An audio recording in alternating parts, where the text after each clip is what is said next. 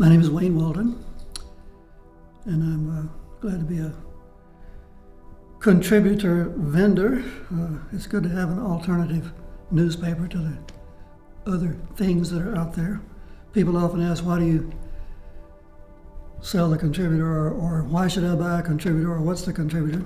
And I say, well, if you want to get the rich people's point of view, you go over there to the machine and get one. If you want to get the poor people's point of view, then you purchase from a contributor vendor. Well, the homelessness happened to me literally overnight. I was at work one morning and I got a letter, this is 20 years ago, from a very well-dressed gentleman who delivered me a letter saying you're evicted from your home and you're not allowed to return, and a plaintiff is filing for divorce and laying claim to all possessions. When I became homeless, I had to concentrate on survival, number one, because this was sudden and overnight. And I got to thinking, what do you really need? And it boils down to food, clothes, and shelter, rather than what you commonly hear that you need. You got to have machinery and all this kind of stuff.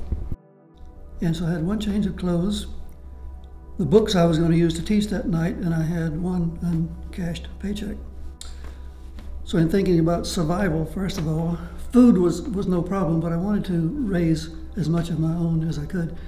And I've never gotten food stamps or anything like that, and I get offered things like that quite often. But as long as I'm able to garden, why do I need food stamps? Plus I raise stuff that's a lot more nutritious to eat. I always like to read, and particularly the Bible, it fascinated me. A lot of preachers came through saying you got to use just this one Bible. If you use anything else, you're off the mark. I've had a knife pulled on me twice in my life. Once was by a good church member who resented the fact that I was studying languages and trying to improve the translations of the Bible. You're trying to change the Bible, get away from me.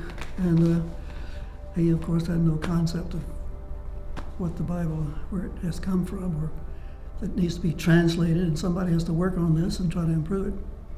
And I still enjoy now tutoring people who want to get serious about going into more in-depth Bible study, and writing on the subject too. The customers that come by, especially those that stop and speak, some have introduced themselves and we've gotten acquainted, and I appreciate their loyalty. A lot of them say, here's the dollar, keep the paper, and they're loyal to the contributor, and they're thankful to have an alternative to the usual news out there.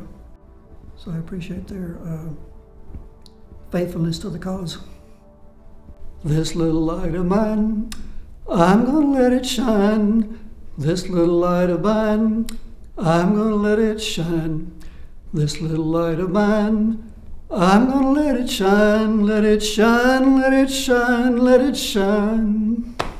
Thank you.